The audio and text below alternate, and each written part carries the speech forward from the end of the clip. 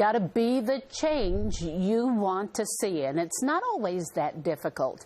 I want to welcome my next guest, Pastor Bob McCabe, who is here, Executive Director of Overflow Community Center and Kingdom Pantry. You guys have been working on this for a while. January 4th, you opened. How is everything going, Pastor Bob? Oh, it's been great since our grand opening. We actually had a soft opening Christmas Eve that we can talk to about a little bit. But January 4th, that Monday night, we opened up the Kingdom Pantry, and we was able to serve 18 families that night. And we asked when a family comes, how many's in your family? And so it equaled out to be 70 families.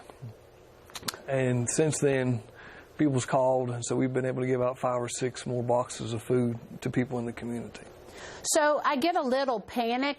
I think about food insecurity all the time. That means people don't know when they're going to eat again or where their next meal is going to come from. Unfortunately, since the pandemic, those numbers have quadrupled to the 10th power. Are you seeing families that have never needed help before, and for the first time they're needing help? And how can we help you do what you do? Yeah, because we're in the Fern Creek area, and the people that came would talk to me a little bit, and you can tell that they're not used to getting help, not used to going to pantries to get help, and at the same time, they were so thankful that we were there to help them. And so it's humbling to go and to ask for help, and it's okay. It's okay to ask for help. We all need help. And so we've been able to see that as they come in, as they come to us, we accept them, we love them, and we help them. Yeah, I think that's why God made so many of us. Is because He expects us to help each other. Otherwise, He would have quit on the first one and been done. But He made a lot of us. So on the first Monday of every month, what do you all do, and how do you qualify to get help from you all?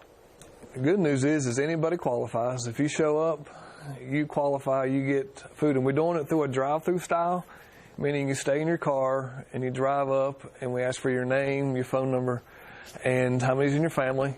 And according to your family size, we try to give you the right amount of food, and that's it. Okay, so do you need to call? Do you need to call before you come, or just show up? It's the first Monday night, like you said, of the month, from 5 to 6, and so just show up at 5. And if you can't be there that night, that's what's happened so far. If you can't be there that night, call that number that you see, and I will get you food somehow. There you go. The number is 502-681-6324.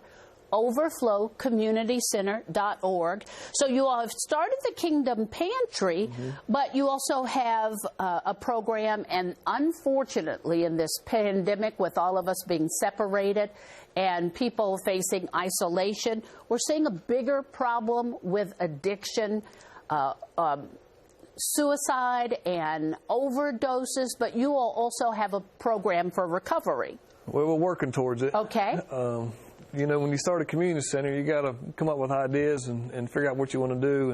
And my background in my past, before I moved to Louisville, I was in Jamestown, Kentucky, and I tied into a resource center that dealt with addiction. And so I led a faith-based Bible study up there, and it went really, really good.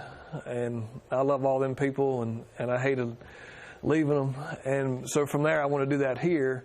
And so I'm just, it's just going to take time to get connected to people that's dealing with addiction. And when that time begins, I want to start the program for them.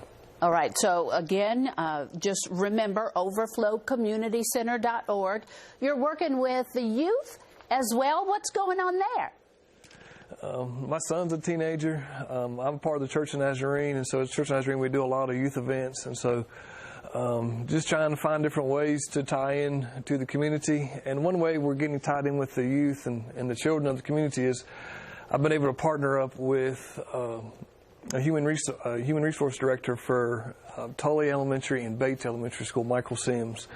And if it wasn't for him, we wouldn't have fed anybody that night at the pantry. He is helping me send emails out to family members and let different people know about what's going on. He's been so open to helping me connect with families, and so it's been great. I'm thankful for him and the schools, and because of him, I've been able to talk to 35 people, 35 families, and So that's awesome. And so, like I said, we're just starting from scratch. I mean, January 4th was day one of us getting going.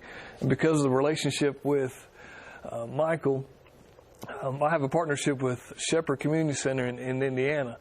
Well, they had a bunch of clothing and toys.